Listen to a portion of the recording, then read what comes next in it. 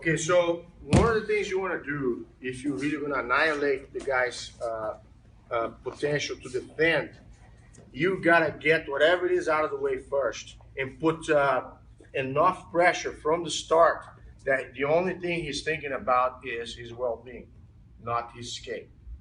The issue that I have here, and we're going to go for the using a gi situation for now with chokes. Later I can kind of work some no gi ideas as well. But most guys, they do the initial attack, they kind of loosen up a collar and they go with the under grip, palm facing up. The problem I have with that is I don't have enough pressure here, and I'm already feeding him a grip. No, not just that, I'm feeding him a grip. You know, so why in the world I'm gonna feed him a grip? Is he worried about anything right now? There's nothing for him to be worried about, and there's something that I have to be worried about. Okay. Now, when you're upright, it's a 50-50 situation. He has 50% chance of escaping right away. See, my weight is not over him. So if I decide to go for a shoving my hip and going for an elbow escape over here, keep turning. See, I feel like I'm getting off base. Go back. Okay? So what I have to do is I have to make sure that his hands are messed up, meaning spread out or uneven. You understand that? So first thing, now, I don't care what grip this guy has. The tools that I have is it's like I'm doing a dough. I kind of grab and I roll, the bread roll, or I go with the frame and I ride my forearm and my elbow against whatever limb is on the way. It's easier for you to target. If the guy has the hands even, you pick either side.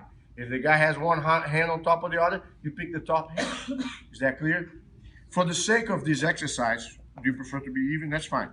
So here, don't grab fingers, okay? So what you're gonna do here is you're gonna start high, hand and wrist, okay? And you're gonna kind of turn. Once you turn, you kind of get that out of the way. You follow that? Once you get that out of the way, it's gonna take him a little bit of work to reset his defense. Before I get my fat grip right there, I loosen up the grip and I get the thumb inside, okay? This is the boss grip from the mount. As soon as I get here, he's in check. See, I put my weight on his neck, he's feeling it, okay? So he's not too worried about escape at this point in time, nor he can't escape until he resets his hands.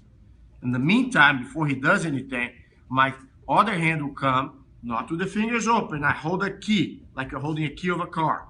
So I go through. Whatever he has on the way is going to be overpowered by the key.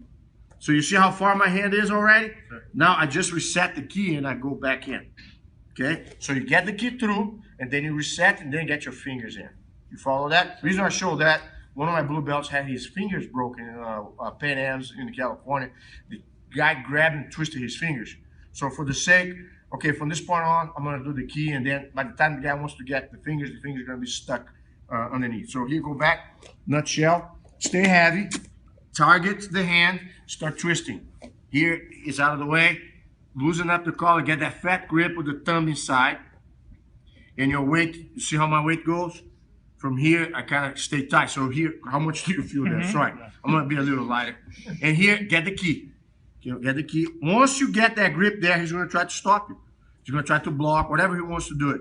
Nothing in the world he can do to stop this. If I get here, he's done.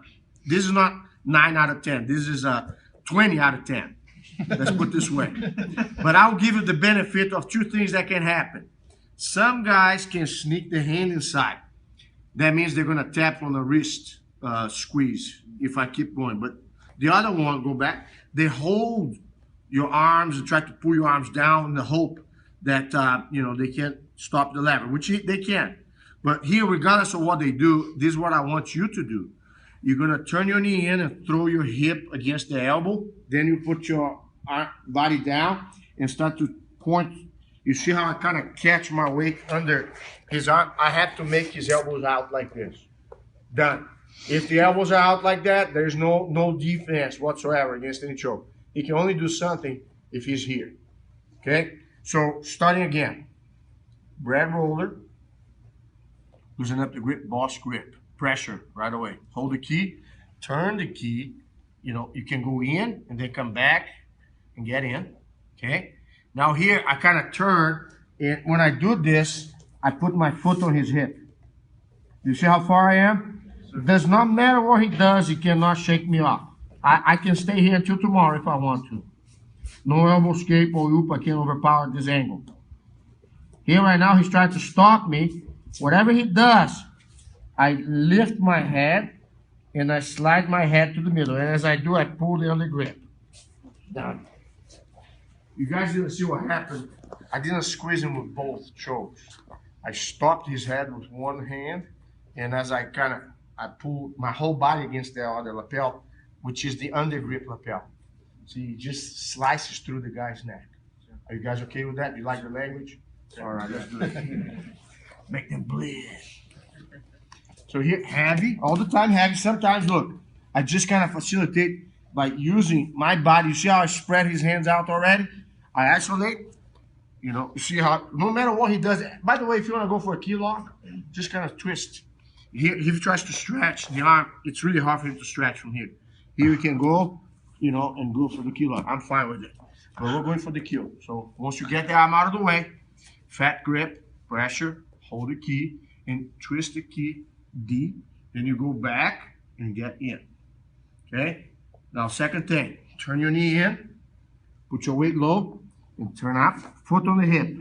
Stretch. Move back to the middle. Move the other grip. How much pressure you felt when I moved my head to the middle? It's sugar From 1 to 100. 100. No, 120. You guys need a rep, or you want to try on your own?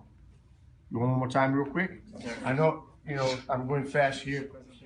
Students think just because I turned, 32 that time. All right, so bread roller, pin.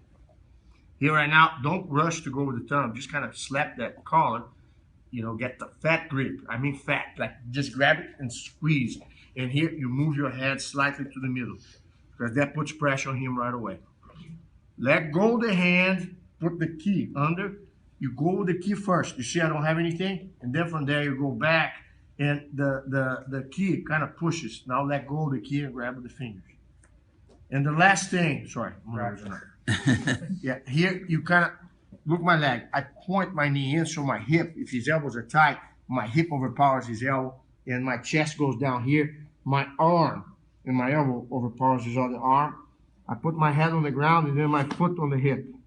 Get taller a little bit. Then when I move my head to the middle, I pull the under grip. You got it?